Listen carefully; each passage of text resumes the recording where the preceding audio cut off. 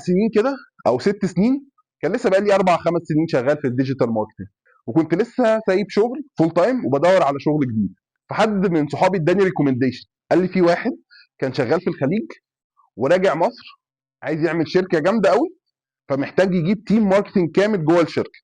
وانا قلت له عليك، هو قال لي ان انت صغير بس لو انت شاطر كفايه ما عندوش مشكله. فانا قلت تمام هقعد معاه.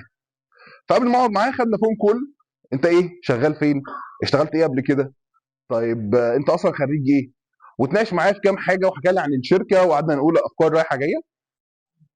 اخر سؤال، اخر سؤال في المكالمه، وانت تعرف اعلانات، تعرف سوشيال ميديا، بتعرف تكتب كونتنت مش عارف ايه، لحد ما وصل النقطه طيب والاس اي او اكيد بتعرف تعمل، قلت له لا ما اعرفش اي حاجه عن الاس اي او. يعني بعد 4 سنين في الديجيتال ماركتنج كنت لسه ما فتحتش الاس اي او، ما اعرفش فيه اي حاجه.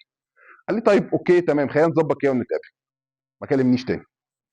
فانا اي كود هاف شغلانه حلوه قوي في سن صغير قوي بسالري عالي قوي لو بس كنت اتعلمت اس اي او. جيس وات بقى، الكورس اللي كنت عايز اتعلمه كان عندي سيفد اوريدي، يعني اوريدي كان عندي على اللابتوب، كنت حاطه خلاص، وكان على اللابتوب مش اونلاين، يعني معايا كورس معايا اعمله داونلود وسايبه على اللابتوب.